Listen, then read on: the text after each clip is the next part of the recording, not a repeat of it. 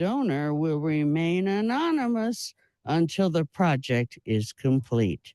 And I'm Janice Murray for news on 1047 KXFM. And now, here's our powerful. Janice, our summertime August weekend continues. Little change in the pattern today. Tomorrow, we'll start to see a little bit of change start to come in on Tuesday. But for today, still a lot of monsoon moisture coming up from the south around that high pressure system. So let's go with a mix of clouds and sunshine. It's warm and it's quite humid for Laguna Beach. Temperature 79 at the beach, the hilltop 82, the canyon 79, much like yesterday. Tonight, we're looking at partly cloudy skies, a warm evening, 68 for the overnight low. On Monday, partly sunny skies.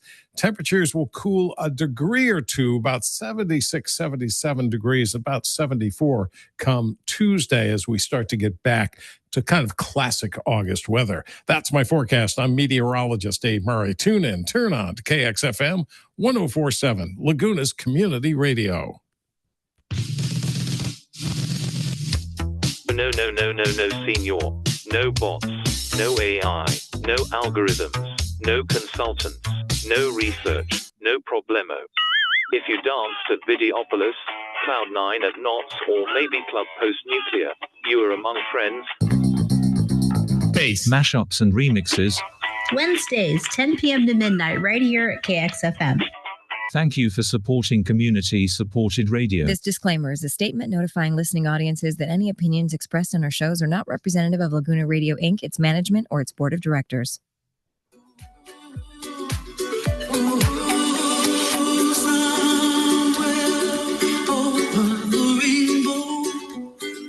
Way up high, and the dream that you dream of once in a lullaby,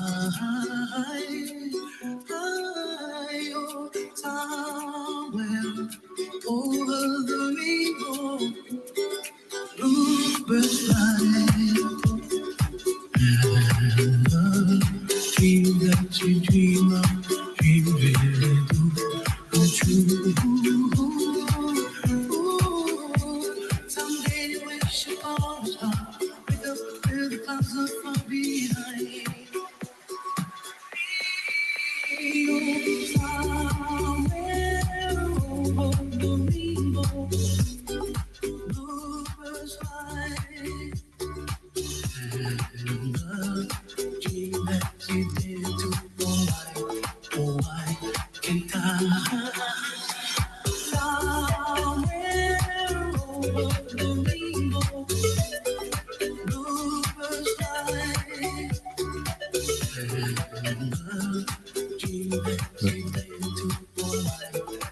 Why can't I? Hi, Craig here on KXFM 1047 Rainbow Radio. We're having a heat wave here. It's 74 degrees coming in this morning. I don't remember the last time it was that warm. Last year sometime. Typically we're around in the 60s, for us, because we're spoiled here in California. Welcome to everyone all around the globe. I know I do have listeners in other countries that tune in specifically for LGBTQ news and what's going on in the world. And, it's all fun for me. I'm going to jump right into something that's happening on the news that I found very interesting. Are you ready? Are you ready? Okay. You've heard of Target, the store with the big red bullseye? Yeah. The family-friendly retailer that seemed to have a knack for keeping its finger on the pulse of American shoppers. For years, Target was beloved by suburban moms, young professionals, and yes, our LGBTQ plus community, who often saw themselves reflected in the sales during Pride Month. But then came May of 2023. Oh, I remember it. Target rolled back its Pride collection as it had as it had for years. Rainbow swimsuits, pride tees for kids, trans-inclusive designs. It wasn't new and it wasn't unusual, but this time, the political climate was different. The far-right backlash machine revved its engines. Angry voices, loud protests, and even threats against store employees began to mount. This has an interesting ending, though. Target blinked. The company pulled items from the shelves, tucked away others online, and issued statements about keeping workers safe. That was a ruse. But the damage was done on both sides. Conservatives didn't suddenly embrace Target, and the LGBTQ plus community, who had once felt celebrated, now felt betrayed. And Wall Street? Wall Street kept score. In just 1 week, the Target stock price fell about 15%, wiping away nearly $14 billion in market value. $14 billion, that's not a typo. It was one of the steepest drops the retailer had ever seen. But the story doesn't end there. In early 2025, that's this year, just a few months ago, the lawsuits arrived. Angry investors said Target misled them about the risks, suing over billions in losses. And then Florida, of all places, stepped in. Florida's government accused Target of concealing the financial damage from its DEI and pride backlash. So what happened? Did you hear that? There's a huge group of people that had formerly shopped at Target that decided maybe they would shop at, I don't know, Ross, Dress for Less or something. But they claimed Target's value had tumbled more than $25 billion, the longest losing streak in 23 years. So let me just recap that so far. Target had been celebrating LGBT pride with products in their aisles that the LGBTQ plus community appreciated. I myself thought, how wonderful, a retailer. I know Microsoft, there's a bunch of other ones out there, but they get targeted by the conservative, and they've decided, well, we don't want to lose business. We better withdraw all our LGBTQ and claim that it was due to the safety of their employees that they needed to, remove it because too many hostile people were accosting them in the aisles because they had gay stuff, because they supported inclusion and diversity. I don't know. I mean, you could say something about Afro Sheen. It's for a certain market, and maybe you don't want them to have it in there. Anyway, that's how ridiculous it is. Anyway, meanwhile, Walmart and Costco, competitors with deeper grocery roots, were soaring. Target, once the trendy retailer in the pack, fell 64% from its peak just 4 years earlier. Investors began whispering, would activists try to buy their way out of Target's boardroom? Would a takeover be next? Then came the leadership shakeup. CEO Brian Cornell, the man who had guided Target through good times and pandemic booms, announced he was stepping down. His handpicked successor, an insider named Michael Fidelke. I'm just reading it, Fidelke. Guess he's fiddling around. That was too easy. Was tapped to steer the ship. Investors weren't reassured. Shares dropped another 8%, then another 7% more the next day. The bull's eye was missing its mark. And here's the rest of the story. Target's retreat from the LGBTQ plus visibility, its scaling back of pride, and its quiet shelving of DEI initiatives may have been an attempt to calm the storm. But instead, it found itself caught in a hurricane of its own making. By trying to please everyone, Target pleased no one. Shoppers who once trusted the brand's inclusivity turned away. Those who attacked it in the first place never came back. The moral is plain. Inclusivity isn't just a seasonal marketing campaign. It isn't something you can tuck away in the back aisles when the pressure mounts. It's a promise to stand with people who have stood with you. Break the promise and you don't lose credibility, you lose billions with a B. So next time you see that red bullseye, remember this: a company that once seemed to know what we wanted before we want it learned the hard way. What happens when it loses sight of who its customers truly are? And now you know the rest of the story. So, there was an attack on Anheuser-Busch. I should do a study on that. I guess what I'm saying, there's some hysteria and panic when conservatives attack businesses such as Target, and they think that they need to respond because, well, and rightfully so, I suppose, especially if some of their employees are being harassed.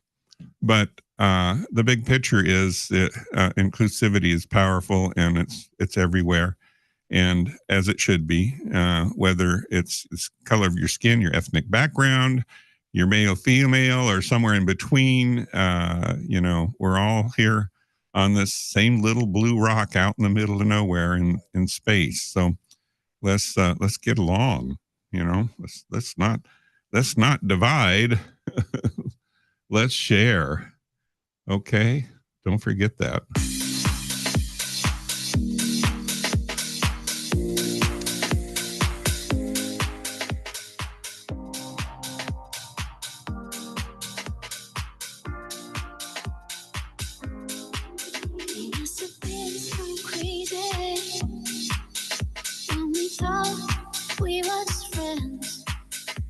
I miss you, baby.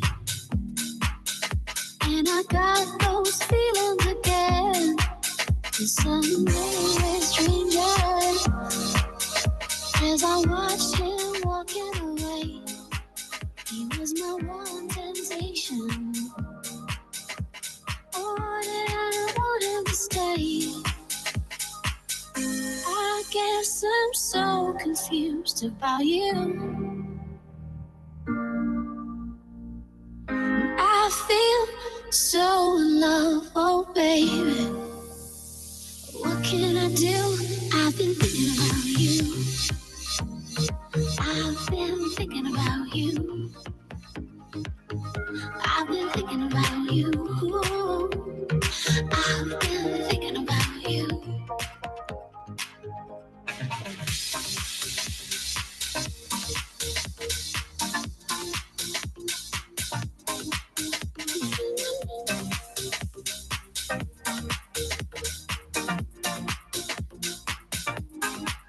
We must have been so crazy when we thought we were just friends. 'Cause I miss you, baby. And I got those feelings again. Deep down, I'm still confused about you. 'Cause I feel so in love, oh baby. What can I do? I've been thinking about you. I've been thinking about you. I've been thinking about you.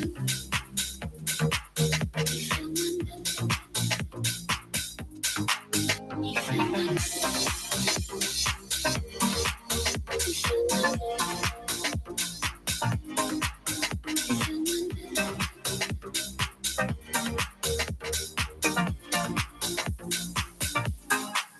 We must have been so crazy when we thought we were just friends.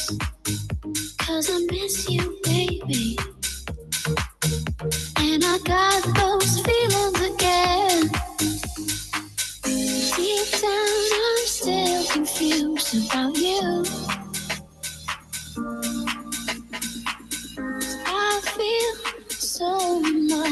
Oh, baby.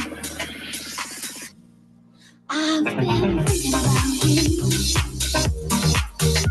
I've been thinking about you. I've been thinking about you.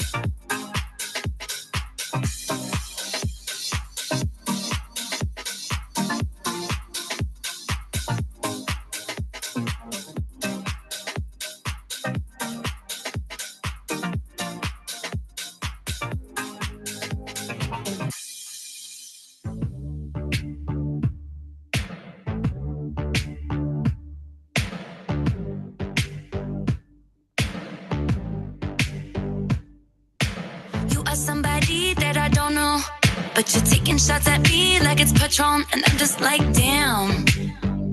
It's 7 a.m.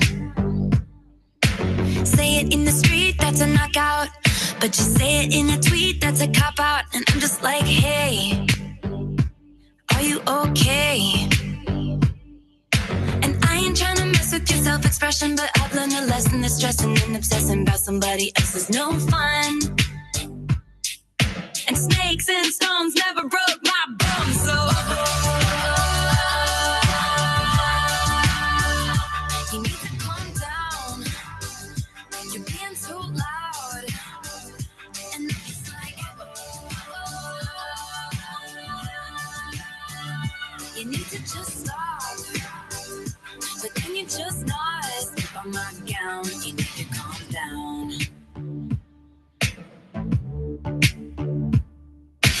You are somebody that we don't know, but you're coming at my friends like a missile. Why are you mad when you could be glad? Could be glad.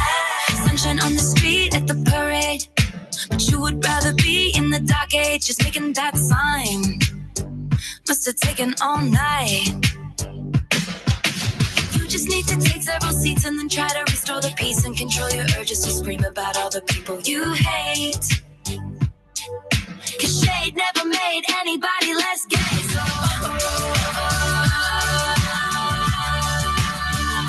you need to calm down. You're being too loud, and it's like you need to just stop. But can you just not step on his gown? You need to calm down. And we see you over there on the internet, comparing all the girls who are killing it. But we figured you out.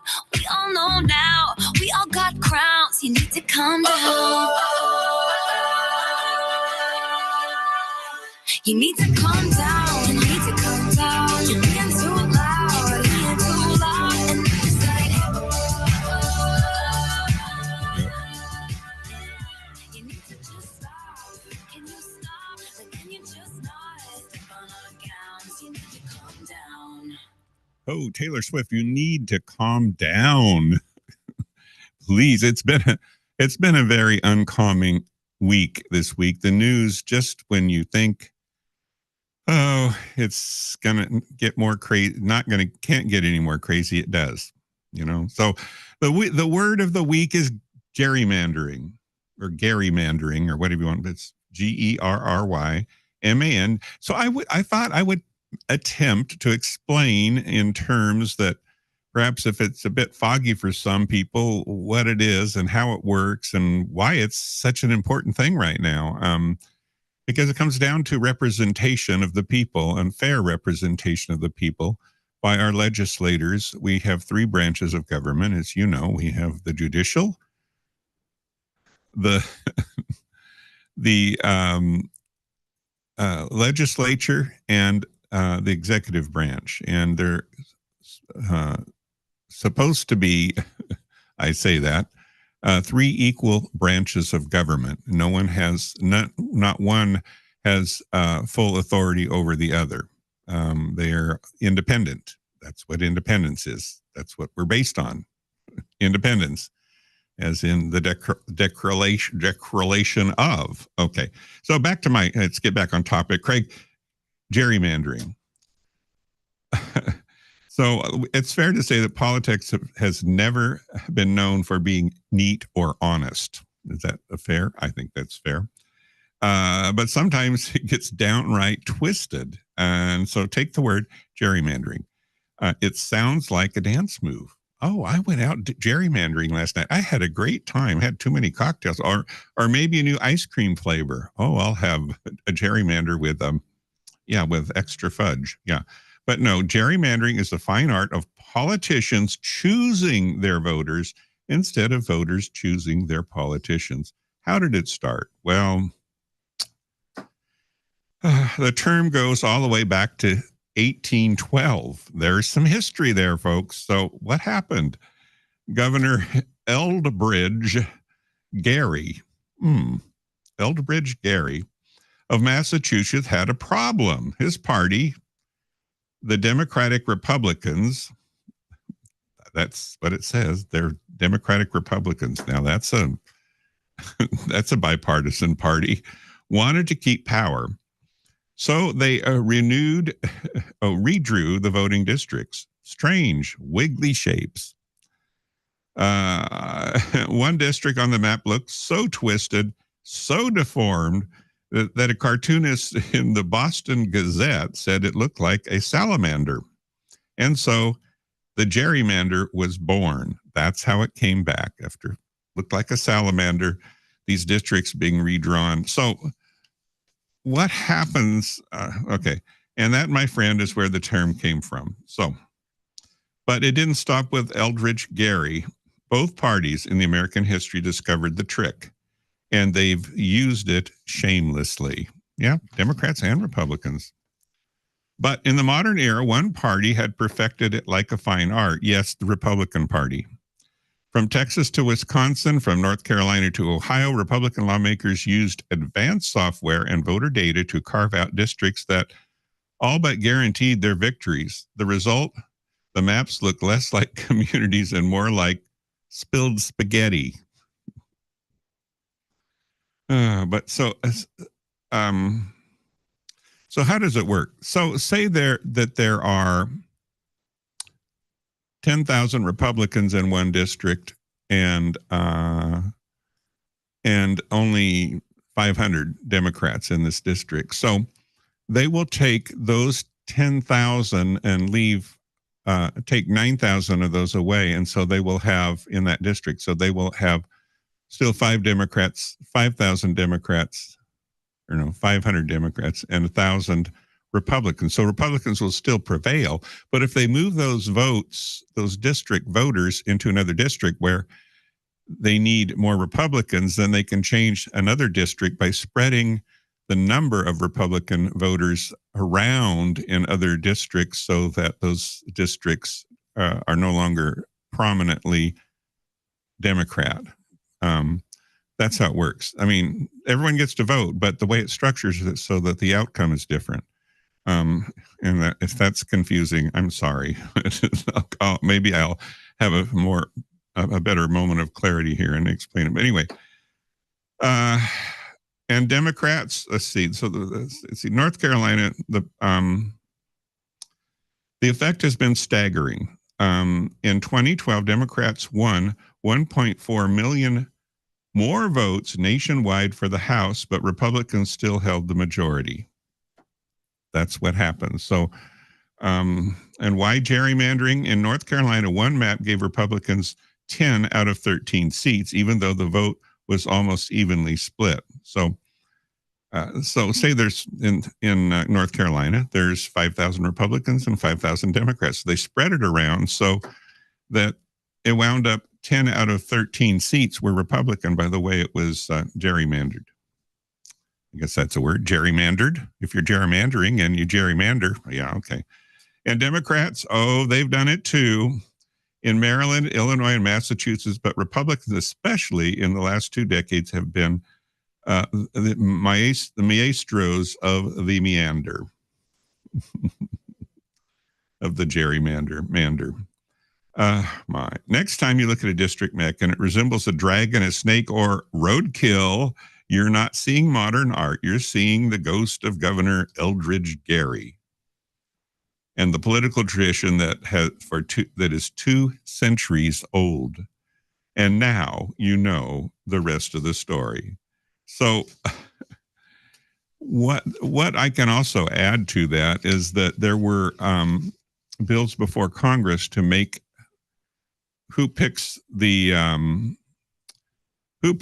districts not to be the districts themselves, but independent counsel. In other words, they wanted the courts, hopefully being unbiased, to fairly pick the districts so that they would fairly represent all of the voters in all the districts. In other words, they couldn't structure them and draw lines that made one have a higher probability of everyone being elected. And every Democrat voted for that, and no Republicans voted for it. So I really think it's fair to say that the Republicans are taking a charge. Now, what happened here is that our own governor, and that brings me to California. I think California is a wonderful state. I'm sorry. I love it here.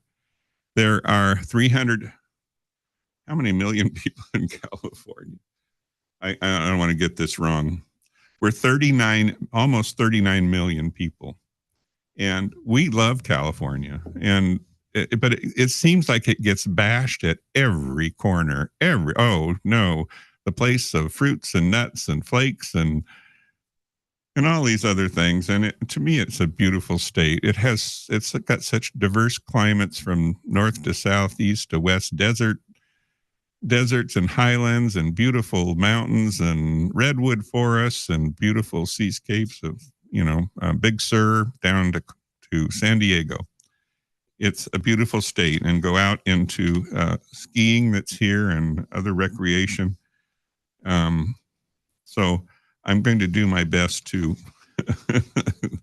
take on a mission and vote and promote it. So in other news, I don't want to, let's see.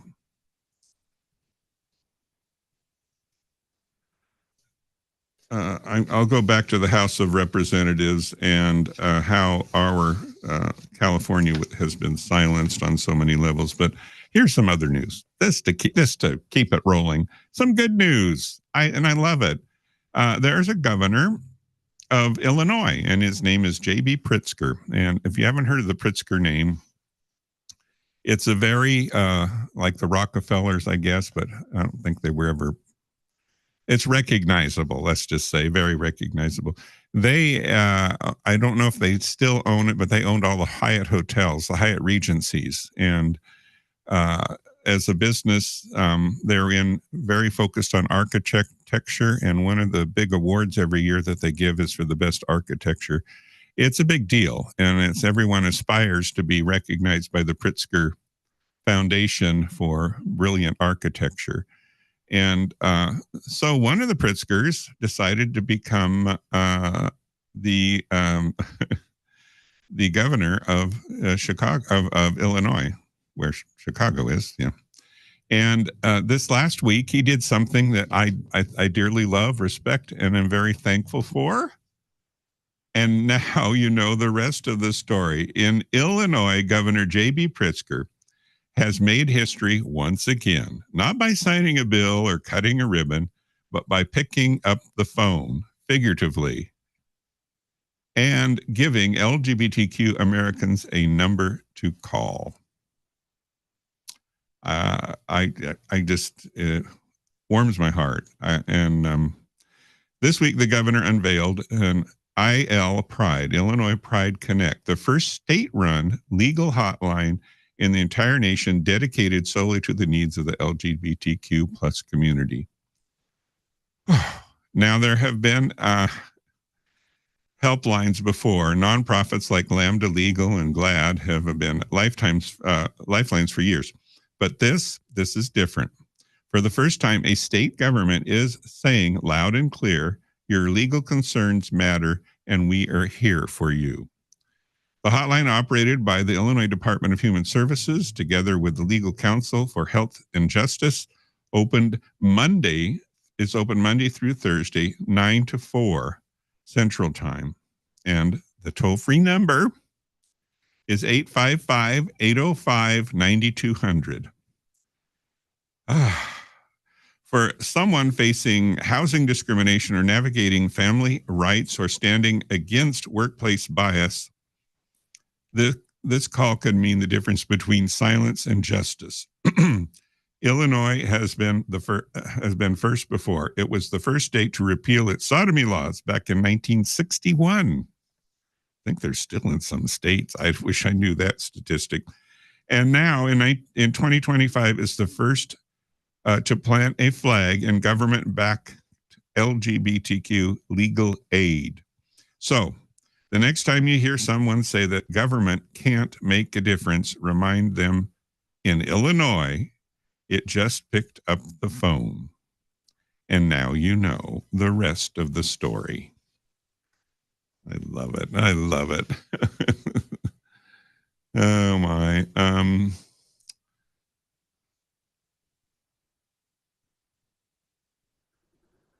The air that I breathe.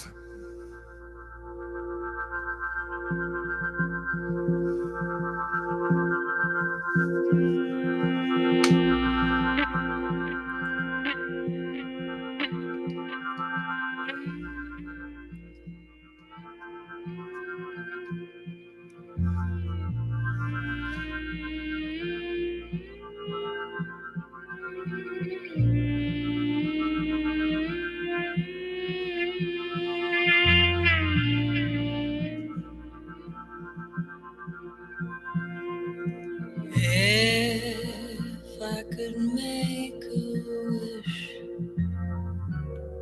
I think I'd pass.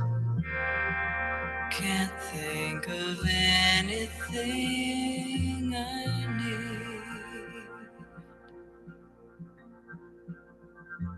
No cigarettes, no sleep, no light, no sound, nothing to eat, no books to read. Making love with you has left me peaceful, warm and tired. What else could I ask? There's nothing to be desired.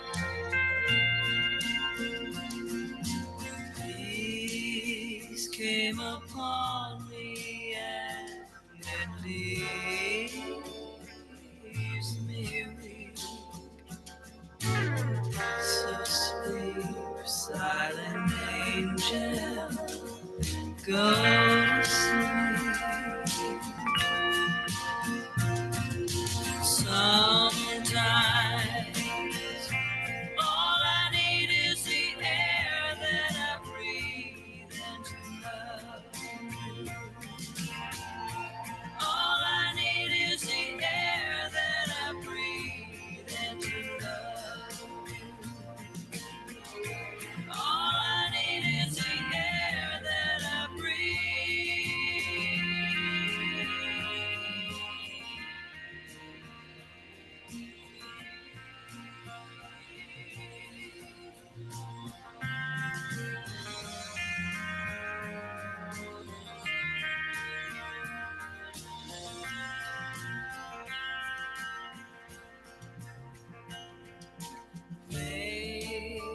Making love with you has left me peaceful, warm and tired. What more could I ask? something to be desired. Sometimes all I need is the air that I breathe and to love. All I need is the air that I breathe and to love. All I need is the air that I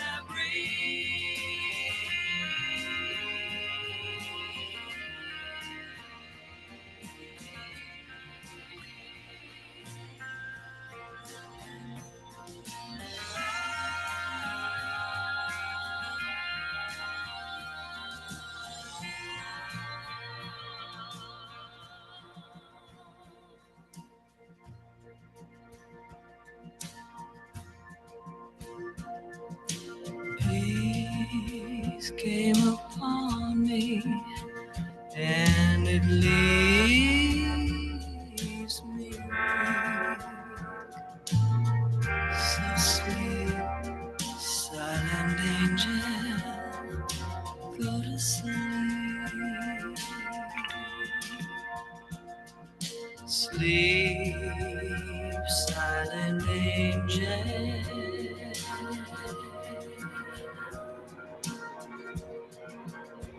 Go to sleep.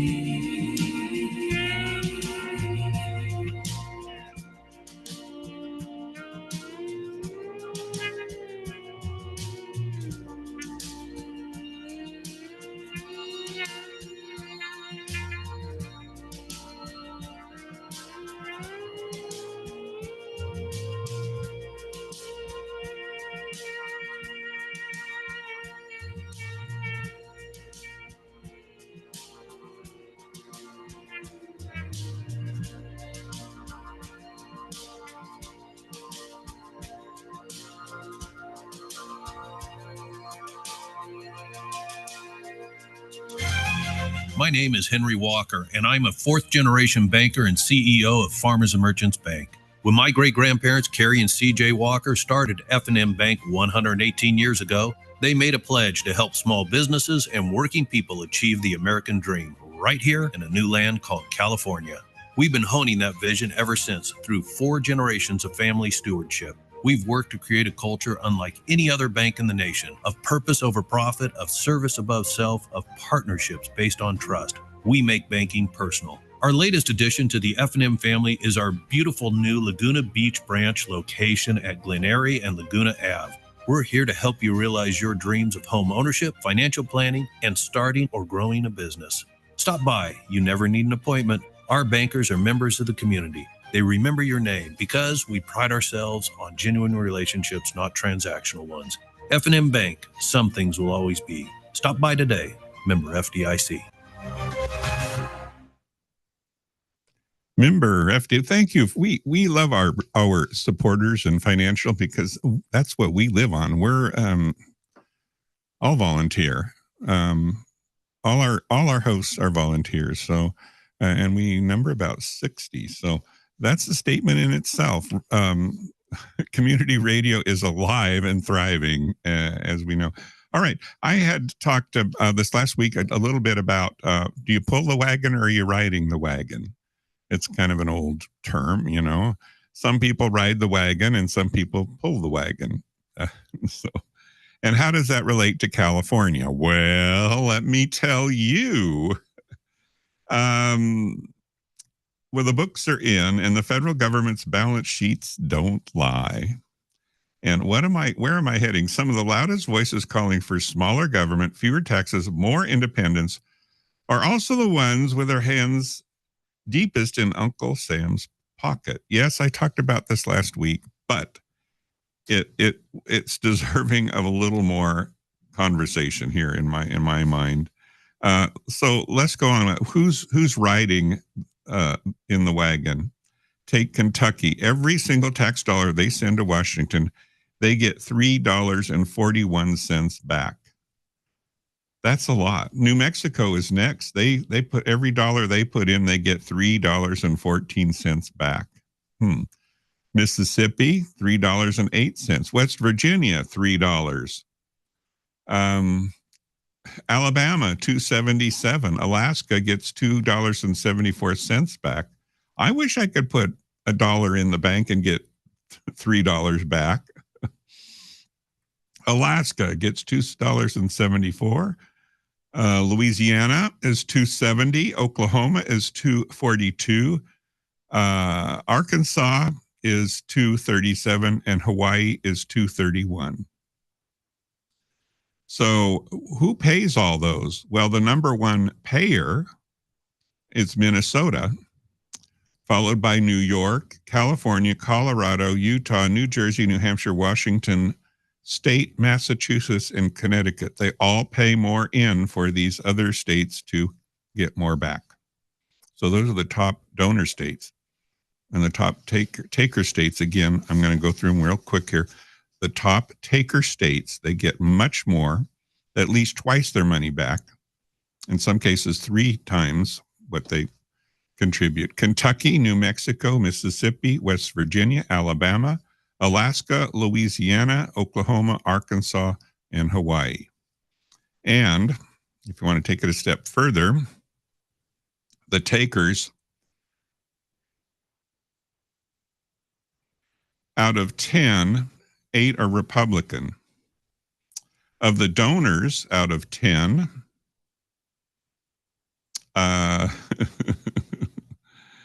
9 are Democrats, Democratic states. So the Democratic states seem to make more money and share it with the other states that make less and need assistance. I don't have a problem with giving assistance if it's a lunch meal or if it's unemployment due to a situation that just couldn't be avoided, but don't criticize California for being crazy. That's my feeling, particularly when it comes who's riding the wagon and who's pulling the wagon. Okay. What else can I say about that? The irony is that the so-called blue states subsidize the red states. The places with higher wages, stronger tax bases, and thriving economies pay the freight. So the states with poor residents and smaller economies can keep the lights on. Now, I didn't say it was fair. I just say this is fact. And now you know the rest of the story. Yes. What can I say? It's not the pale moon that excites me, that thrills and delights me. Oh no, it's just the nearness of you.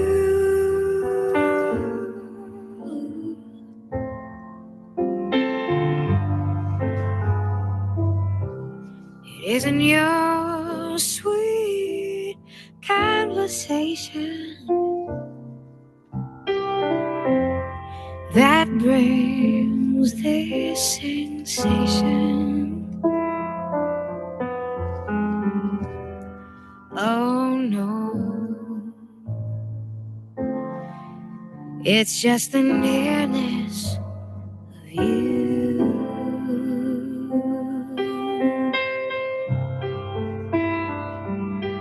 When you're in my arms and I feel you so close to me, all my wildest dreams came true.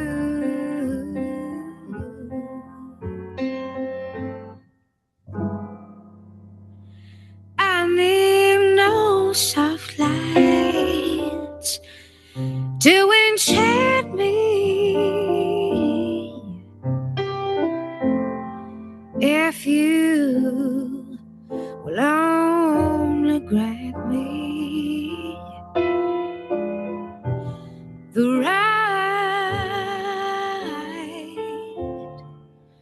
to hold you ever so tight and to feel in the night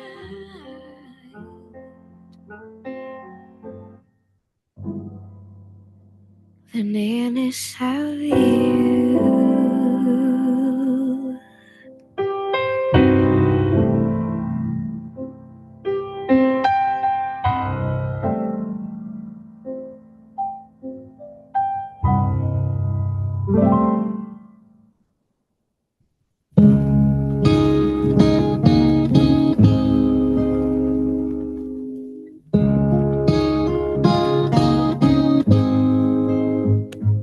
There are places I remember all my life, though some have changed, some forever, not for better. Some are gone and some remain. All these places had their meanings. With lovers and friends I still can recall. Some are dead and some are living. In my life I've loved them all.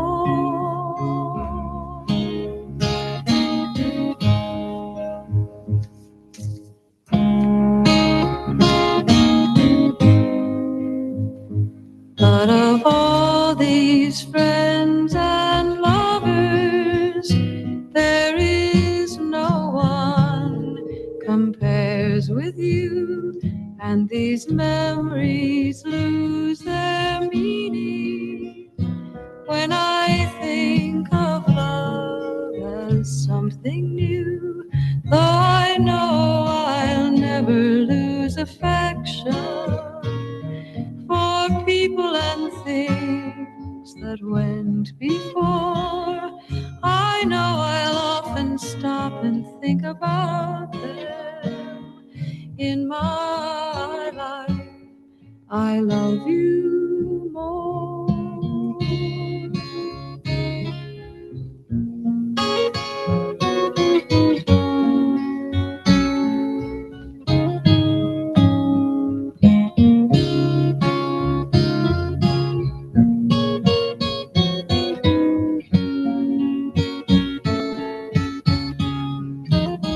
Though I know I'll never lose affection for people and things that went before. I know I'll often stop and think about them. In my life I love you more.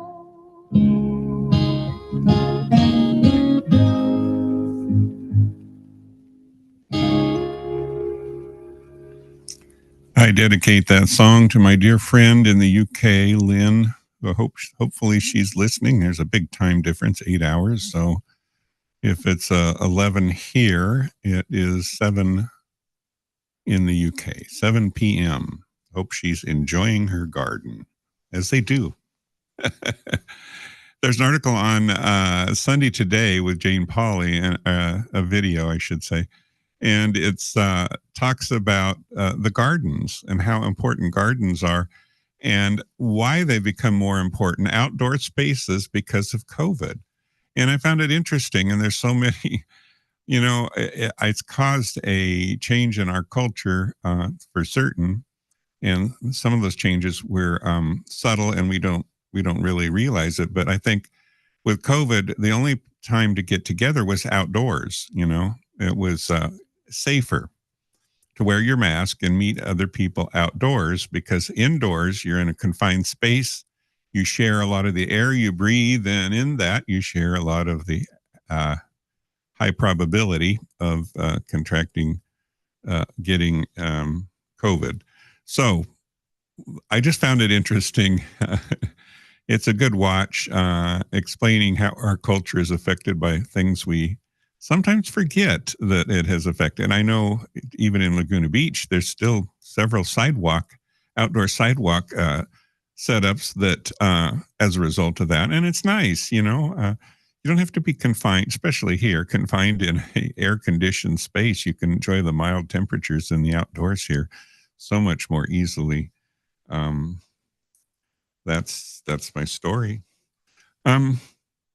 So I also last week talked about the immigrants. There's so much going on, and it's so disappointing on so many levels. And that I feel like our Constitution, I mean, there's people in our government saying the Constitution shouldn't encumber the executive branch to do what they want to do. That's backwards, very backwards. And it just shows where we're headed, I feel. Anyway, I wanted to talk about immigration again and naturalization and the courts and anyone.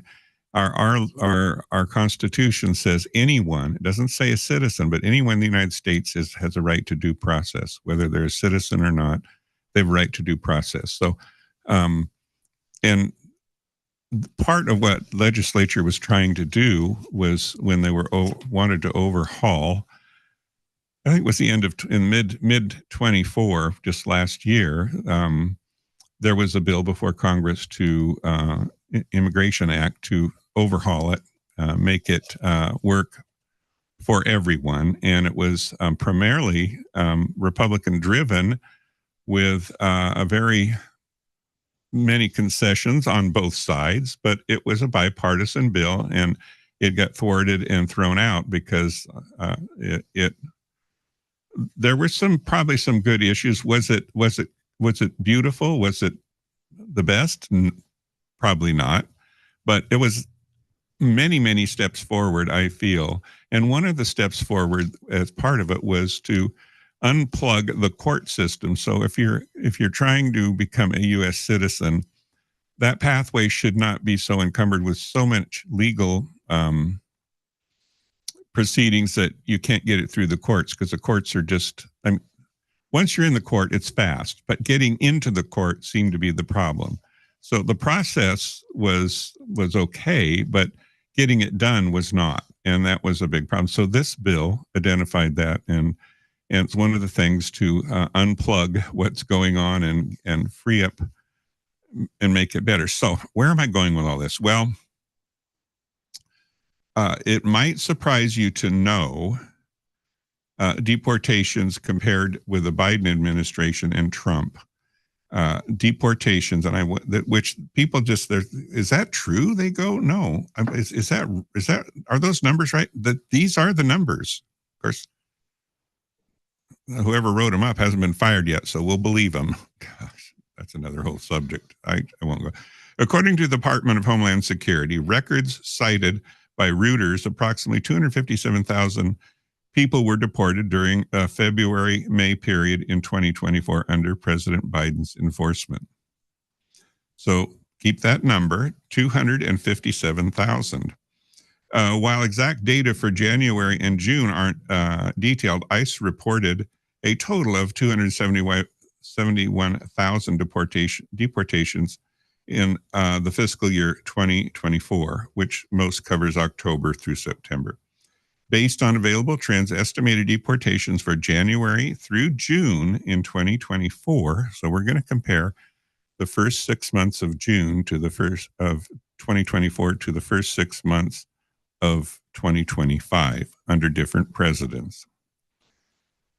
Okay, so there was around, likely it ranged around 300,000 deportations. What has the Trump side of it done? Halfway through Trump's second term, ICE had deported about 150,000, less than half, a pace far below the stated goal of 1 million for the year. Reuters and CBS confirmed this figure equals those deported during the same first half of 2025. One report indicates 200,000 deportations, which still lags behind the 257,000 achieved in that same window. That's a little different window. But the first 6 months, keep that in mind, it was about 150,000, according to base to 300,000. I'm really rounding it off. But so the key takeaways: deportation totals declined significantly in 2025, even as interior enforcement intensified, including expanding the use of 287G programs and a broader ICE arrest targeting undocumented individuals without criminal records. Increased arrests in 2025 did not translate to higher removals. Many detainees remained in detention, and deportation logistics fell short of the rhetoric and targets. Trump's announced 1 million deportation goal for 2025 proved overly ambitious. The bottom line, where are we going with all this?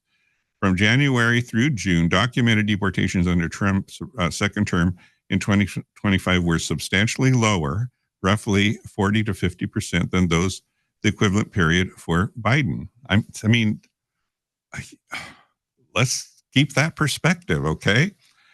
Despite more aggressive enforcement tactics, this highlights a significant divergence between policy intent and operational outcomes to the first of 2025. So,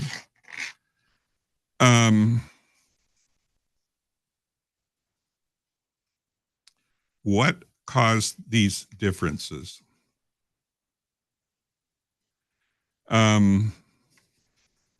It's the process. So let's see if I can find my summary here. Summary.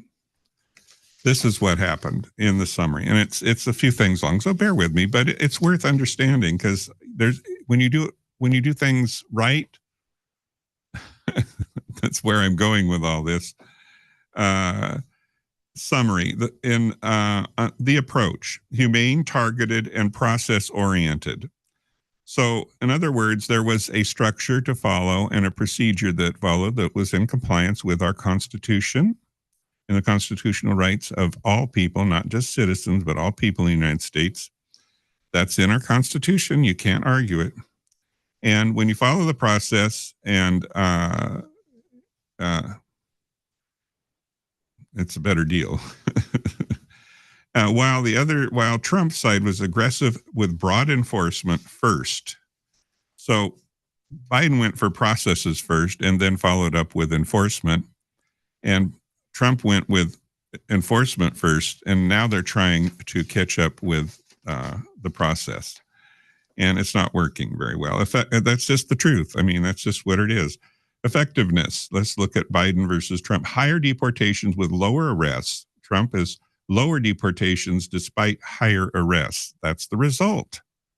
I mean, it's not rocket science, but we're going to talk about everything else but what the numbers are. And this is it. I'm sorry.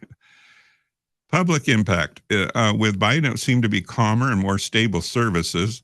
And under Trump, it's fair to say it was a higher disruptive services and overloaded courts. That's result.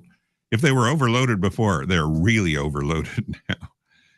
The legal landscape is Biden was within established norms, and with Trump facing strong legal constitutional challenges. That's just what's going on. I mean, that's the fact. That's the news. International impact is it cooperative diplomacy versus strained relations and condemnation from allies. So it's not only affecting our citizens, it's also affecting our standing in the culture of politics on the world scene, the world globe. And there you have it, folks.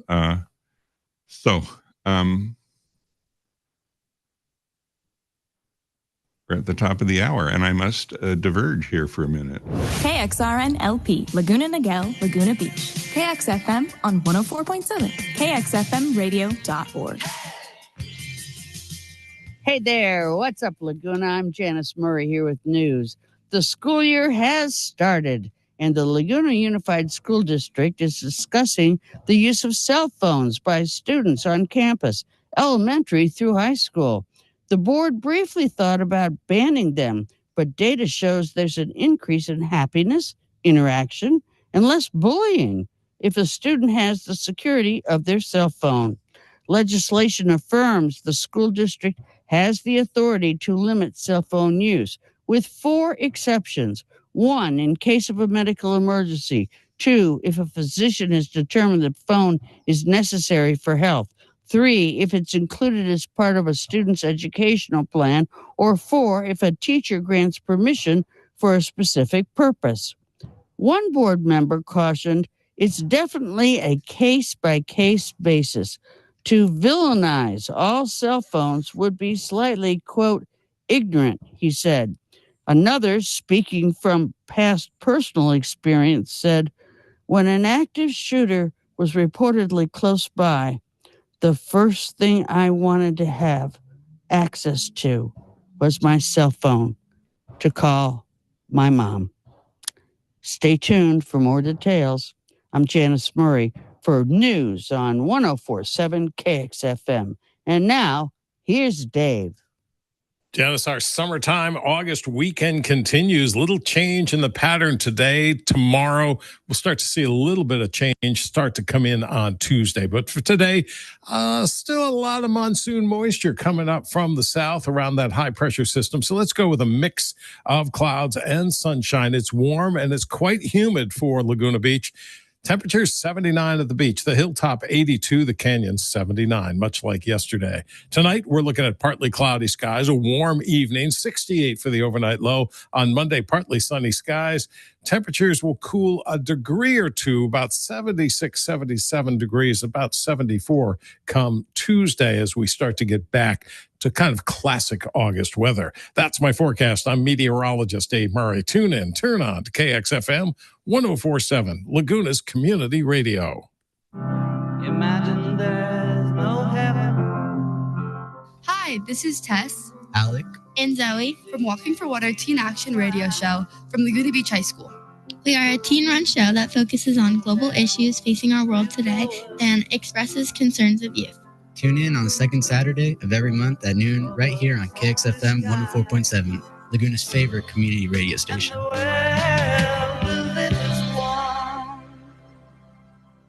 This disclaimer is a statement notifying listening audiences that any opinions expressed on our shows are not representative of Laguna Radio Inc., its management, or its board of directors. Oh, here we are back, Craig, on Rainbow Radio, Sunday morning at 11 a.m. on the 24th of August. A nice, warm, comfortable 74 degrees right now. Actually, 72 degrees. Can't get better than that. So I back to California, because that's where we are. And bashing California for many years has been very popular, and I'm not going to take it anymore. Thank goodness. I'm a native Californian, 5 generations. I love it here. I do think it is the first in so many ways. It's the 4th largest economy in the world. And it has, it's thriving in many, many ways. I will say that the unemployment is up a little bit in California in the last report. And there's some good explainable reasons for that. But aside from that one little blip there, I think it's a wonderful place. Supposedly, San Francisco is coming back in a big way. There's a lot of marketing. I suppose a good portion of it's marketing, but San Francisco has always been a world-class city, and in my mind, it always will be. I've probably spent more time in San Francisco than LA by far, and in what they call Northern California. And then there's extreme Northern California. Anyway, California's voice when it comes to politics is too often on mute. So let me explain. California, the Golden State, again, 39 million souls. 1 out of every 8 Americans lives in California. I know when I went to the UK for the Queen's 50th Jubilee, that was a few years ago, and I was on the avenue that leads up to Buckingham Palace, and with my dear friend Marcus Noble from Laguna Beach. When I was there, it was I got to talk with some people standing around, and they said they obviously, I had an American accent, and they wanted to know where I was from. I said, I'm from California. California. They loved it. California, here I come. Right back where I started from. Hi, Eddie. Hi, Craig. How are you? I'm fine. I'm just going on a diatribe about how California is just bashed. Everyone loves to bash California. And I remember I had an opportunity in downtown LA when I had a microphone in a big audience once, and I said, for all you folks from New York, it's a beautiful day in California, and I want you to know that California is the center of the universe. It really is. Well, yeah, take it culturally when they want to test market something, or they want to develop a new marketing, I don't know, product. It's California is where they look to test it or develop it. If not, yeah, they're not packing up the marketing team and going to Alabama. No, unless they're trying to sell. Oh, I could get really bad. I know. Well, listen, Alabama has a bum rap. It's a beautiful, beautiful state. Very beautiful there. Yeah. Well, Mexico's very beautiful too. Mexico's beautiful too. And I was listening to your report earlier, or your well, I guess it would be a report on the immigration situation. And I think, it's time to wake up, people. Jeez. Yeah, wake up. Let's let's get some representation, get some things taken care of. That's what I love that everyone's criticizing Newsom for doing the same as the Republicans, but what he's doing is nothing like the Republicans. The Republicans are going to go and have a late night vote in their legislature and change the redistricting. Yeah. Governor Newsom, on the other hand, is putting the vote to the citizens, the community, to vote on it, whether they want to change it. Now, that's democracy. It's taking the vote to the people. It's not legislature arbitrarily deciding what they want to do. Right. In Texas, which I think is a brilliant move. It shows integrity, and part of me, I think it does. I'm all for integrity. So, but you can't. But I feel like sometimes we're bringing a knife to a gunfight, and there needs to be. I almost wish you would have just put it through. That's true. I really do, because otherwise they're just going to keep. Democrats kind of clasp their hands and they have a white paper and explain all the things that are exactly right and noble, and they're ignored. Yeah, exactly. Yeah. So I'm voting for the guy that's going to start talking about prosecutions and locking some people up. That's the guy I'm voting for, or the girl, or whoever. I don't care, as long as I'm no more. We're not going back. Blah blah blah. I want someone who says we're going to prosecute. Yeah, I know the criminals that are taken up. Bring back that. Who was that female that was running for president this last election? Kamala. Did you know that she was the attorney general under Newsom for years in California? Right. So they have a relationship. I just think they could work together and do beautiful things. Oh, I do too. Which would be, but then, we all have our opinions, and that's what it says here on. So how are you, Eddie? What's going on? All the better for your asking, Craig. Thank you so much. I'm doing well. I just took the dog for a walk. I'm up here in Los Angeles. It's toasty up here. I don't know how it is in Laguna. I imagine it's quite warm down there too. This is monsoon season, don't you know? Oh, don't you know? Don't you know? 72, or maybe it's gone up a degree. Shut up. It's 72 there. It's got to be. It's pushing 90 something here. Is it really 72 there? Yeah. Yeah. Oh my gosh. Well, let me get the big screen up here and see what it says.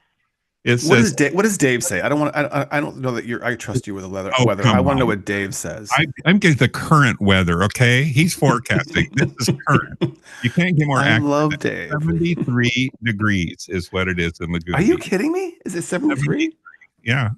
Oh, I'm so jealous. Yeah, it's a little hazy. You can't see Catalina Island. They must have towed it away like they do every so often, And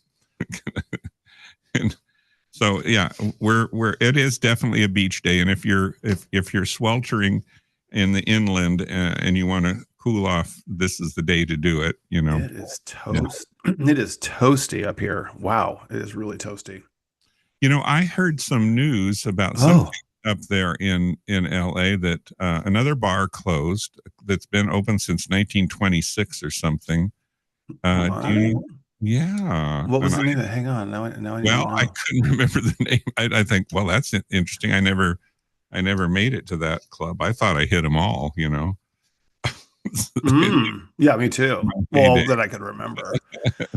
Yeah, the thing is changing a lot. And what else is going on? There must be something going on up there. Is there anything going on? I don't know. There's a new bar that opened up called Mix, which is weird because there's Mickey's and now there's Mix. MICKX? MICK, apostrophe S. Mix Bar, New West Hollywood bar finally gets a name. I guess they put it up to the community to name it, and everyone decided they wanted to call it Mix, and it's at the old Foo Bar location. Do you remember where that was? Where was that? Was Foo was Bar? 7994 Santa Monica Boulevard. The bar officially opened in late June, but it remained nameless. I think it's right above or right below the West Hollywood healthcare center place. I think that's the one. I think that's what it is. Or maybe not. No, Foo Bar was not there. Foo Bar was upstairs, I think. Oh, I'm all confused. But anyway, it's new. It's called Mix, and they're striving to be your favorite local neighborhood bar where everyone feels welcome, safe, and a little buzzed. But get that Uber home, folks. That's literally their tagline. And a little buzz. A little buzz, not overly buzzed. Yeah, not overly buzzed. Do you know that drinking in overall is down in the United States by huge? It's crazy. People don't. They don't drink. That culture of getting this is blottoed. Now, Craig, this isn't gonna fare well for you because you enjoy a beverage from time to time, don't you? I do. I prefer just a little wine. It's not like I used to. I remember you drinking vodka. I used to drink a lot of Greyhounds.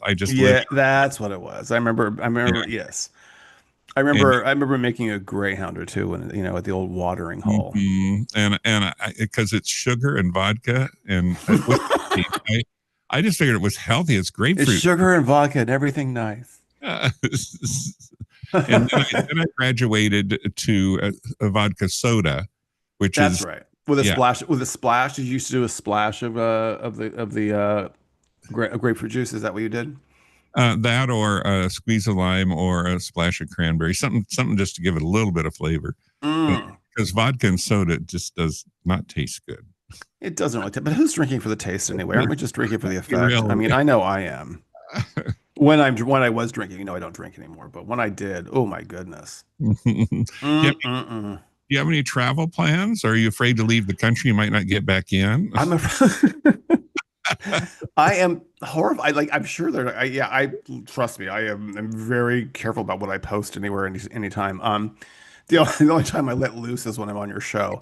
But no, I have no travel plans. I probably will go back to Kentucky for Christmas. To see my mother. My mother is living back there with my sister, and I'll probably go back there and see her for Christmas. But other than that, I've done. I went to Japan. I went to Vancouver this summer. I've had a very busy summer, Craig. Oh my goodness! So, what? I will be I will say this. I will be attending in January. I will be attending the very last Sundance Film Festival that will be held in Park City, Utah, which is going to be very weird because I've been going to that festival for over 30 years, and to have it be moved to Boulder City for the first time in its history. Is going to be weird. I mean, quite frankly, it's going to be very, very weird. I'm not used to. I don't know what I'm going to do. When is that? Yeah, it starts in January 2027. So this is the last year it'll be in Park City, Utah. So, but this one that's coming up in Park City, Utah, is in January. January. It's a week after. Martin Luther King week. So it's just before Barrett Jackson auction in Scottsdale. Say again, what? What?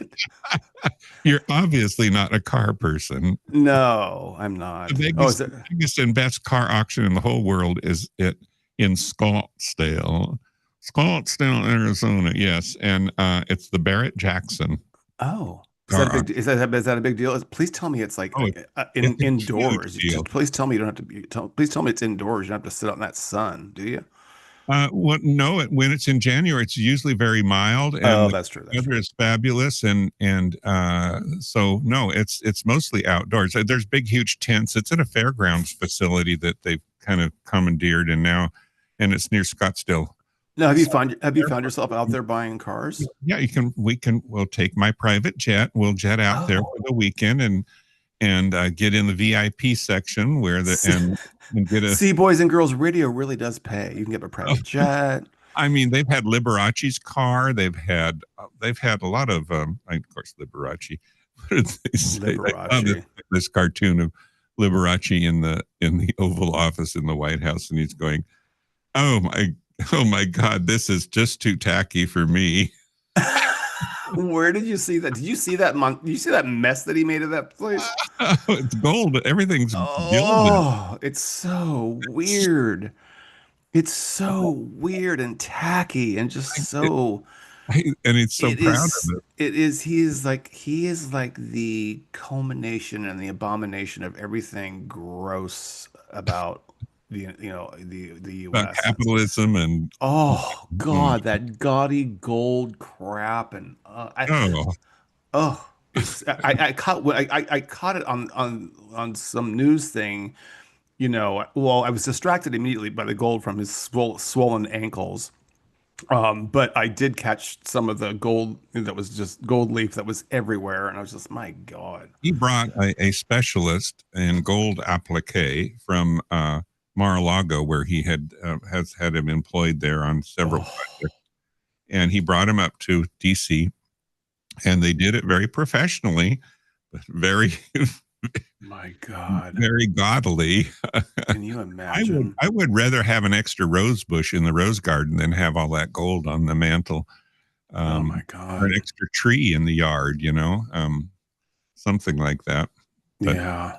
I digress. I heard this crazy thing. Well, I know we always end up talking about it, but I heard this crazy thing. Like all the people around him, because he's such a dotard, that all the people around him are giving him little projects to do to keep him busy while they're undermining the government. Like this ballroom, this like $200 million ballroom they're having built, and the redoing of the office. Like they're giving him all these little projects to do just to keep him busy, so he stays out of the way while they fleece the treasury, right? Yeah, they said a similar thing of Reagan, that they propped him up and they gave him cue cards to tell him what to say. Yeah. But I don't know. I mean, I don't know. I have lately, when I see something that is obviously designed to enrage me about something or other, I will go do a check on it and see if it is legitimate, true or false, and I'll take the consensus when I do a check on it from some very reliable statistic verification, sources on the internet. And I'm often it's not right or inaccurate, or misleading at least, Mm-hmm.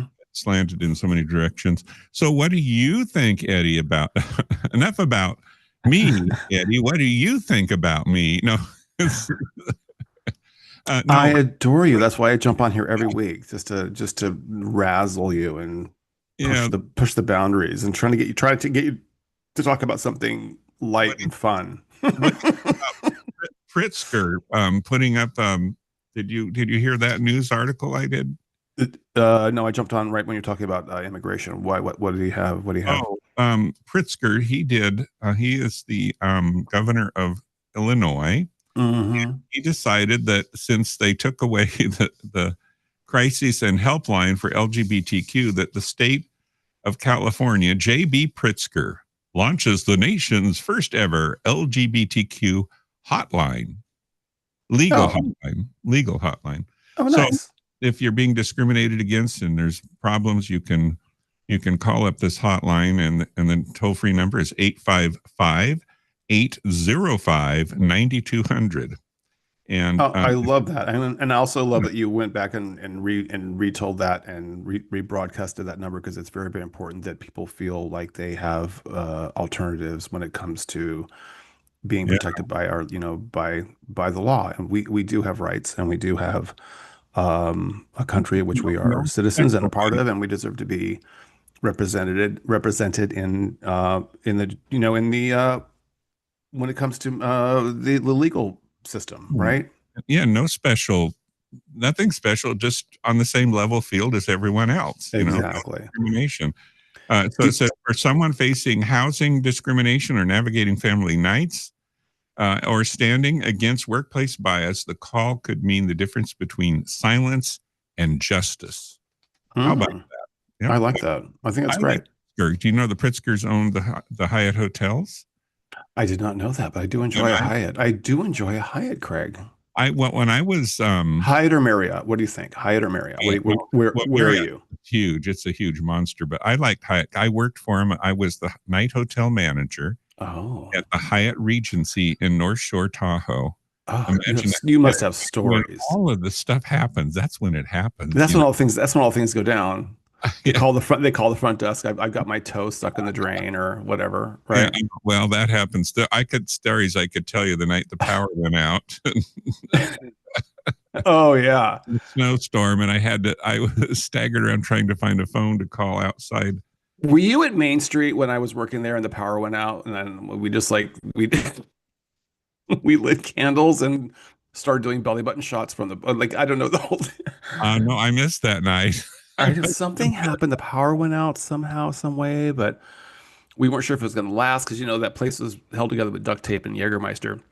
But we would basically the power went out, and all I remember is somehow, some way, somebody ended up on the bar, and I was selling shots out of their belly button just to keep the crowd going because the music had died. I'm not sure. What an honorable thing to do, Eddie. I had to get creative, Craig. It wasn't my belly button, because that would have been weird.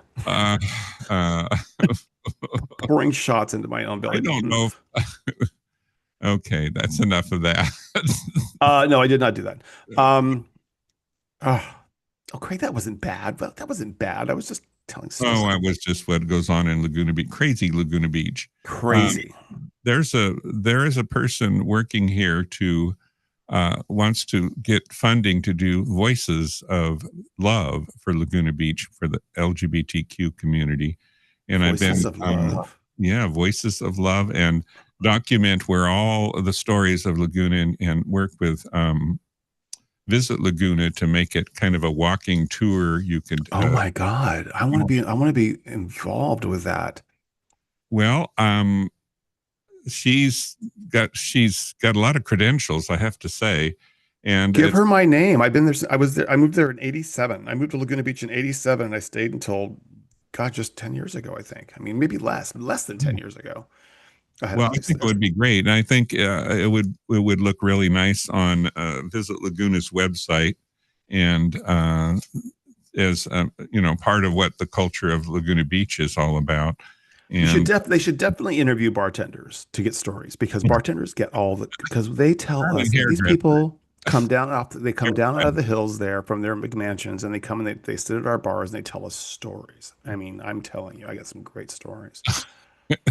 Well, particularly it's a time in Laguna when not everyone was really out, and people would come from other locations to be out and be rowdy and be crazy, Right. And I don't know how many times I've and I'll tell someone I'm gay and they'll go, I used to go to the Boom Boom all the time. It was so fun. Oh yeah. And it was mostly straight women to go on and on about how wonderful, how much fun it was. It was James and Patrick. When James and Patrick owned it, they brought the drag show to Laguna on Wednesday nights, and just that thing just blew up. And also James, he managed the restaurant there, and actually got some really good cooks, really good chef, I should say, in there. And people were coming in for the food. The food was fantastic. It was reasonable. There was a brunch. Then there was the drag show, which brought a lot of mixed. It was a mixed crowd, it was gay, straight, it was everything. It was such a fun night. I should remind everyone that every Wednesday, it's Nomi Below. That's her Naomi. Naomi Below. Whatever that means. That's her drag name. And it's Locals Locas. Locals and Locas. And it's every Wednesday at Club 237 on Ocean here in Laguna Beach. It's from 8 till midnight. So if you're starving for some drag action, that's the way to go. And then of course there's always Tuesday night with Peggy Perkins. Yes. Yeah, at the same location. It's 237 Ocean, Club 237 Ocean. Yeah. I should say this is Craig here on Rainbow Radio, live from Laguna Beach with Eddie Singletary. We're catching up on what's going on in LA and around and then around just gay talk because it's Rainbow Radio. Speaking of gay talk, Craig, did you see what those beautiful people in Florida did when that lunatic DeSantis painted over the rainbow sidewalk? Yeah, I meant to bring that up. That for your listeners, it seems lately that another thing they're trying to get rid of is our rainbow crosswalks that have been sanctioned by various cities and then they'll find some state level where they can go after them. So here in Laguna Beach, Caltrans controls the main street through it's Highway 1 through Laguna Beach. So whatever happens, I know that one of the Pride festivals that we did at the Boom when we rekindled it for about 2 years there. Mm-hmm. Remember that? I think it was 2018. And 2019 had been closed for 10 years already. So now it's 15 years it's been closed. Mm-hmm. Someone colored a part of the crosswalk near the Boom Boom with rainbow colors, and immediately Caltrans was in here and had to do a hazard cleanup, and it just didn't fly. It was not going to stay. But so if there is a possibility, because I think it's happened in Dana Point, where the city takes authority over the street and the maintenance of it, and with some state funding, but they manage it, and they could decide to put a rainbow across the crosswalk, which they have in Long Beach. They have at more than one location. They've got rainbow crosswalks, and I think the colors are more visible. They're saying that it's a hazard, that it's confusing, that people would see a rainbow. It has nothing to do with that. And this particular situation, I got to say, this was the crosswalk outside of Pulse nightclub where 49 people lost their lives to a masked shooter. It had been a rainbow since 2016. It's been there, so nearly 10 years it's been there. And they come in and they paint it over, and those people went out there with chalk and they recolored the whole thing, and they put it back basically. And there was protesters out there in front of Pulse, and and their cars were driving by and they were like totally honking for them. It was the community really came surrounded this whole situation, and I think that is amazing. And DeSantis gets on X and says, "We will not allow our state roads to be commandeered for political purposes." It wasn't a political purpose. It was a memorial for 49 people, constituents of his, that were murdered, and families that suffered. Yeah, exactly. Anyway, so it was just whatever. I'm just so glad that, it's sad that they did it, but they painted over it, but I also love that they went in and they filled it back in. They recolored the sidewalk. I didn't know. Is Pulse still open? It looks like it's still open.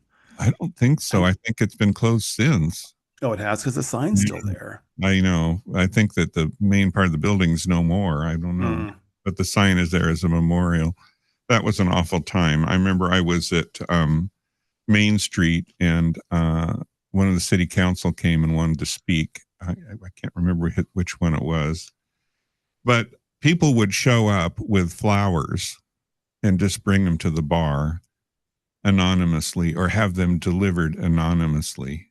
It was heart-wrenching. And you'd read these notes, stuff like "We care," and it was really difficult. I know. And then the city had some we had to do some interviews in case there was a terrorist attack or something on the car, which, a U-Haul van might show up with a bunch of people in military garb. You never know. Yeah. Like Idaho. Oh, well, what can I say? Yeah, I think that was shocking that they did that. I do know some news that happened up in LA, and something I don't know about. Well, yeah, something you don't know about. Yeah, let's see. This is the artist. I'm going to play the music, and then this is a trivia question. You got to tell me what happened because it's in your neighborhood. Oh.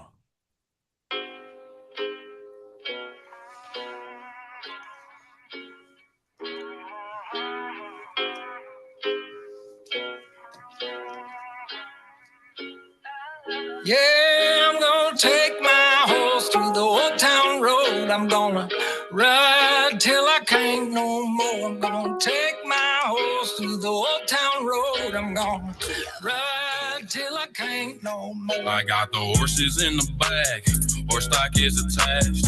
Head is matted black, got the bushes black to match. Riding on a horse, you can whip your Porsche. I've been in the valley, you ain't been up off that porch. Now, can't nobody tell me nothing. You can't tell me nothing. Can't nobody tell me nothing. You can't tell me nothing.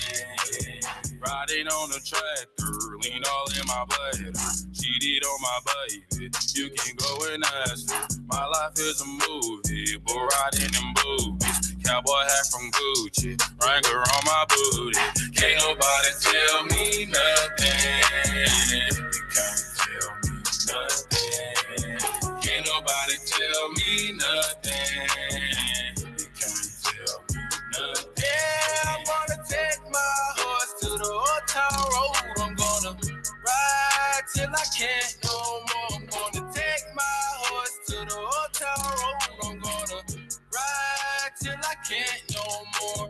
Hat down, cross town, living like a rock star. Spend a lot of money on my brand new guitar. Baby's got a habit, diamond rings, and Fendi sports bras. Riding down Rodeo in my Maserati sports car. Got no stress, I've been through all that. I'm like a Marlboro man, so I keep going back. Wish I could roll on back to that old town road. I wanna ride till I can't. Yeah, I'm gonna take my horse to the old town road. I'm gonna ride till I can't no more. I'm gonna take my horse to the old town road. I'm gonna ride till I can't no more. So, did you figure it out, Eddie? No, the old town road. Take my horse to the old town road. I texted you. Oh, you did? Yeah, a couple hints. Oh, you did? And on I didn't get it. On Did Zoom. On Zoom. Oh, on Zoom. Yeah. That's not a text. You messaged me. Well, it says text on it, but here we go. I don't know. Little name. Little mass. It was like a George Michael incident. Remember when he was? Was apparently unclothed. I like to say. Mm-hmm. Nude in his nude. Well, unclothed sounds so much more civilized. Like unhoused. But anyway, he apparently in his unclothed, I guess, situation, he charged at some police and they arrested him and he went to jail for the night, I guess. So I don't know what's going on with him. I mean, come on. I just no, they didn't just throw him in there and unclothed, did they? Rona, you're losing your touch. I'm losing my touch that I don't know anything about this. When did this all happen? This is crazy. A couple days ago, I believe. Yeah. What? A couple days ago. It was recent. It was like, yeah. and all over the news. You think I would have be a little more on this. You were busy that I was probably busy. You're getting, you were a facial. I know that day you were booked solid with Manny Petty with all your social treatments. So yeah, so that's the only news I have that I know that's going on up there. Yeah, and oh my goodness! Oh my God, the story. Have you been over this story already? Share it with me. What do you know, Rona? Oh my God, Lil Nas X to remain jailed through the weekend following arrest and hospitalization. Authorities say he'll remain behind bars until Monday. And a source close to the rapper tells The Hollywood Reporter that he hasn't been allowed any visitors yet. Caught on camera roaming the streets in Studio City nearly naked and seemingly delirious. I mean, before that song and before he became superstardom, and it's gone to the Met. He goes to the Met where they all dress up, and he really did the number right. But he was living in his parents' home in a closet that they converted to a bedroom. Oh, he grew up in the closet. My goodness. Now listen, you're spreading rumors. I thought that was my job. Oh yeah. Listen closely. My favorite part of the story is: do you know what he was cited for? No. It's called Charge 69. It's a penal code for resisting or obstructing an officer. It's true. I'm not making this up. It's true. It's called Charge 69. Oh my! They're not going to let him go. It's mandatory that he appear before the judge because he resisted arrest, and it's a whole thing. Oh my! I hope he sorts it out. And I hope he's in the valley. He's in the jail in the valley. Oh, it's got to be hot there. I hope there's air. I went to the Valley last night to see a play, and it was just. Oh, what did you see? I saw Suddenly last summer a Tennessee Williams play, which I had never even heard of. Oh, which is crazy, but it was very good. It was very well. Live theater, Eddie. I went and saw live theater. I directed a short film 2 months ago, and one of the guys that was in my film that I directed was in this play, and I wanted to be supportive, so I went and saw it last night with another guy that I actually I went with a producer and his fiance. It was quite lovely. You hang around with a lot of guys, I've noticed. I don't get that. What? So, Lil Nas X was first caught on camera. No. Apparently, yes. In the early hours Thursday morning, walking around the street on a nearly empty Ventura Boulevard, wearing nothing but underwear and a pair of white cowboy boots. Oh, that's cute. It was in his defense, Craig, it was very hot that day. Oh, well, of course. Yeah, it was probably 103. He was probably, roasting. I myself last night thought I would be much more comfortable in some cowboy boots and underwear, but I did not do that. Oh my. Yeah, he charged at officers. He charged them. Well, that's not good. Yeah, you don't run toward. Yeah, he was. This is he was transported to a local hospital for a possible overdose and placed under arrest for battery on a police officer. So, look, I don't know. I'm just reporting. I don't have an opinion about this. He might have had a heat stroke and forgot who he was or where he was or what he was supposed to do in public as far as like putting clothes on. Who knows? But he did end up charging at the cops with underwear and cowboy boots on. Now, is it weird that I kind of would like to have seen that? Does that make me? Is that weird? Just because I want to see the surveillance cameras. Too bad it's radio, Craig. We could probably play video. So my job before next week is to get video footage of this so we can play it up. You got to get we need to pump up the YouTube channel and we have to pump it up with video. That's what I'm thinking. Exactly. We could play it on the YouTube channel. And well, probably it's out there. It's not. It's got to be out there. Got to be out there. Yeah, or body cam or something. It's got to be out there. I could just white boots and white underwear. I could just see. That's a fashion statement. It's a look. I mean, at least it wasn't like black underwear and green boots or something. You know what I mean? Yeah, exactly. Very interesting, Craig. I can't believe I didn't know about any of this. Let's see. You probably. Oh my gosh! I found it. The video? No. I found the video. Did you hear that? You didn't hear that, did you? No, I don't hear anything. You know, let me see. Is Oh, he Craig, boots it looks good. Oh no. It looks good. Oh my. Well, I'll have to check that out later. I don't want to. It's not bad. Well, He actually looks pretty good. the It look- looks good.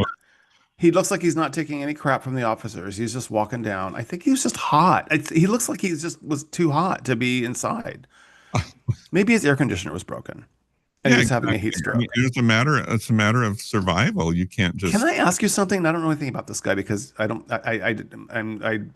really listen to much music. So now he's probably now is this man on our team? Oh yeah. Oh Okay. yeah. Definitely. Oh, he's a flaming. Okay, I thought Oh, so yeah. because the way he's strutting down the street with his boots and his underwear on, it looks like he's doing runway. Like it literally looks like he's doing runway. I just got. I just got some images on my phone. Oh, is somebody sending you stuff? Yeah. Yeah. Oh, Wow. well, you could post those. I like those white boots. Those are nice. They're Love them. cute. Like it's a look. That guy does not look like he's ODing. I've seen some people OD. That guy does not look like he's ODing. No, well, In my opinion, in my humble opinion, it looks like he knows he's walking with intent and purpose. yeah, and he shouldn't charge a police officer. He is doing a show. Oh, He looks fine. That was ridiculous. He's walking in a straight line. He literally looks like he's just doing runway down Ventura Boulevard. I would do that. I'm surprised you know what it was. If he would have just like not charged at the police and got up, that's what he did wrong. And I'm not. If the cops pull you over, I mean, just saying, just cooperate. Do what they say. I don't know. Yeah, exactly. But he looks quite lucid and aware of his surroundings and completely. He looks fine. He's walking. He's doing runway. He's like got the how they walk like they're with it, but they kind of almost stomp when they're going down the runway. Yeah. He's got one foot in front of the other. He's got those he's in basically cowboy boots, so he's in heels, and he looks great. His body looks great. Yeah, I think he was fine. Oh my! I can't believe it. I hope they put some clothes on that poor boy before they put him in jail. Exactly. So,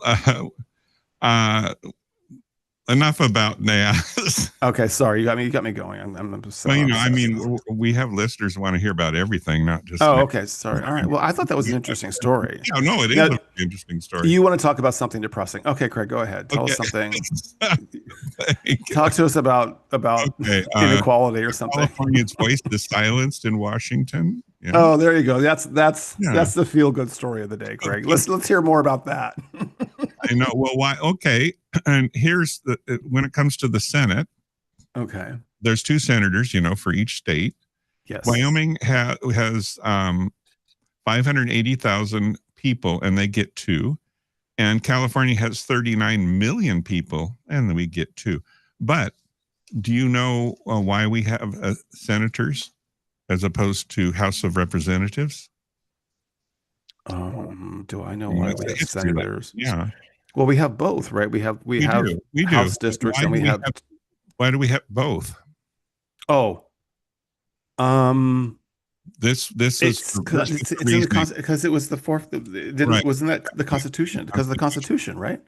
Right. So when they decided to have representation, every 30,000 people would get 1 representative, and that was in 17 something that they decided that. But then there were these states that said, why we're going to get lost. We're these small states, and we're going to be affected by what all the bigger states want to do, and it's going to be a federal government's going to impose laws on us that make no sense because we're just these small states. So the compromise was, okay, let's have 2 houses. One is based on representation of the number of people in the state, and the other one is based on 2 senators from each state. That was the compromise. Oh, gotcha. Okay. So yeah. So I thought the Electoral College was the compromise. Well, that was something else. The Electoral College was not to be confused with how they set up the Senate. And yeah. I guess that was one of many compromises because the welfare states that all of us Californians support needed to exactly rear their heads up every once in a while. We're here too. I loved it when so tired of giving them our money. So tired of it. Yeah, I didn't necessarily support the mayor of New York when it was Cuomo. Am I saying that right? Yeah. When he and during COVID, he was being criticized for spending being compared to who's the old guy now again, Mitch McConnell. Yeah, and Mitch McConnell's state, and his retort was, if it weren't for us in New York sending you a ton of money through the federal government, you would have no economy. Mm-hmm. And I thought, what's he talking about? So then it's caused a whole thing like I had on earlier where I was going about which state is riding the wagon and which state is pulling the wagon. And do you have a list? Oh, I love when you have lists. Yeah, and I said I wanted to know which states were, and I've read it before, but I'll do it one more time here. The taker states, the ones that are the welfare states. We call them welfare states. The number one is Kentucky. Mm-hmm. Oh, yeah. I'm surprised. And New Mexico is next. Then we'll go on down line: Mississippi, West Virginia, Alabama, Alaska, Louisiana, Oklahoma, Arkansas, and Hawaii. Mm-hmm. They all take. So for every $1 they put in, they get at least $2, and in some cases $3.41 back.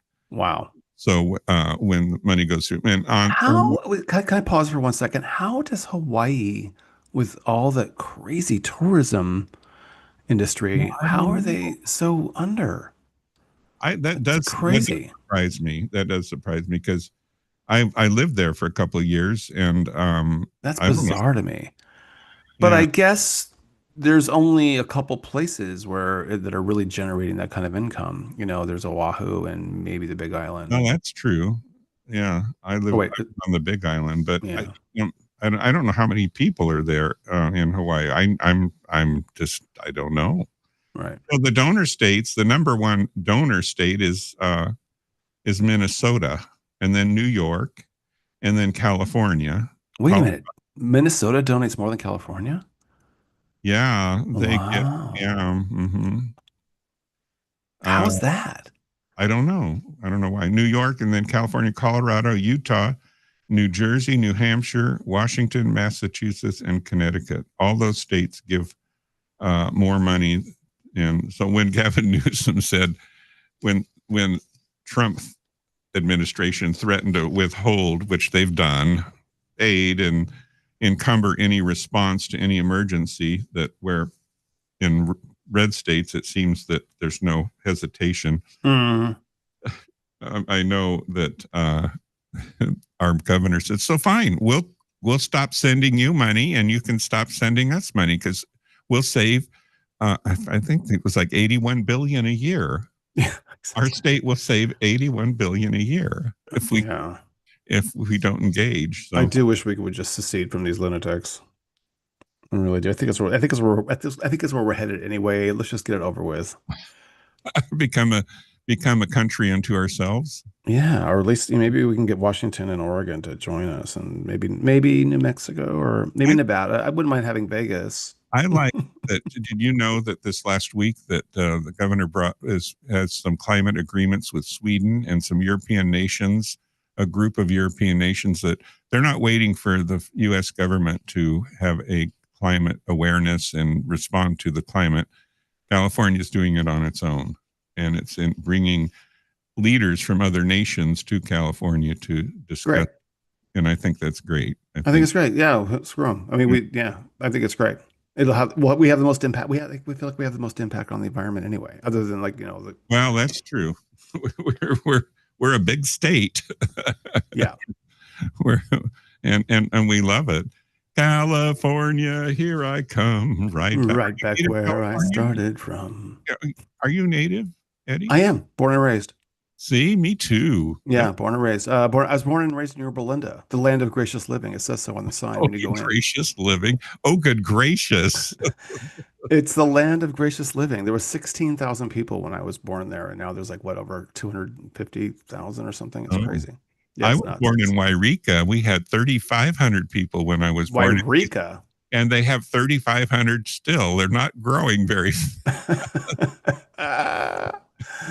Yorba Linda, land of gracious living. Have you never heard of that? There was no bars in Yorba Linda. It was a dry town. It was a Quaker town. That's where Richard Nixon was born and raised. So, that's right. Yeah. Now he's the museum there.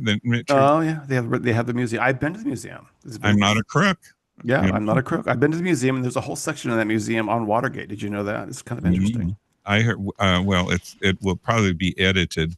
No, it won't because. It wasn't. I mean, they were pretty. I know, but I'm saying in the new administration. Probably, yeah. Like the Kennedy Senate is no longer the Kennedy Center. Right. Well, that's coming. I think so ridiculous. And he said that was that. By the way, that was the other project that Trump's cronies have got him working on. They got him working on the ballroom in the Kennedy Center, and they're like, "Here, you just work on this, and we're gonna rob the treasury. We're gonna rob the treasury while you're doing that." Yeah. And a few other things, but who knows? One day, I do think that probably a lot of stuff went on many decades, but it's not had the quick response and notoriety that the internet has brought us, and which is we really need it. Oh yeah. Well, we have a minute left, Eddie. Before 1 minute. 1 minute. It's been such when you dial in, it just flies by. I really appreciate that. I was running low on news today. You were running low on news. Look at all the things we got to talk about. I was so excited. We covered a lot of territory. So we did. You'll give us the full report on Little Nass next week. I'm going to find out what's going on because I want to know I want to go see if he's okay. I think he's right over the hill. I'm just going to drive over and see if he's okay. I'm going to knock on the door. Go visit him. He looked adorable. You should watch the video. He's fine. The kid's fine. He was not OD'd on anything. That kid was not high. He was having a good time. He's maybe a little tipsy. He looks. I think he's like 6'4" or 6'2". He looked really good. He looked like he was just looked like he was literally using Ventura Boulevard as a runway. A nice runway to pick. A nice runway, like runway modeling down. He was stomping right down the runway. It was so cute. Oh my! Leave that boy alone. Leave him alone. Leave him alone. What? It's like when they said Hillary's daughter, leave her alone. Leave her alone. Leave her alone. Anyway, I want to thank you for tuning in, Eddie. Thank you, Craig. Thanks for letting me crash your party. Crash my party. And I want to thank all our listeners here today for tuning into Rainbow Radio. We'll be back next week and get the full inside scoop on Little Nass. Mm-hmm. And if you want to join us on Zoom, the link is there on Rainbow Radio. You can easily go to Zoom and follow the link. And if you behave yourself, I'll admit you to the room. I want to be part of the selecting process, so people are just going to be chiming in. Well, you have to put your zip code in. If it's not a good zip code, we won't let you in. Oh, that's so funny. We have our standards. We have our standards, right? That's not true. Anyone's welcome. Anyway, we have no standards. Who are we kidding? Standards. What are standards? I don't know. I've had such a good time. Anyway, thanks again, Eddie, and thanks for tuning in, everyone. We'll be back next week. We're going to take you out here with one last little note here. What do I have? Got to Be Real. Cheryl Lynn. You know that one, Eddie. My sister's named Cheryl Lynn. Oh, there you go. I'm going to dance. Everyone, have a fabulous Sunday. What's left of it.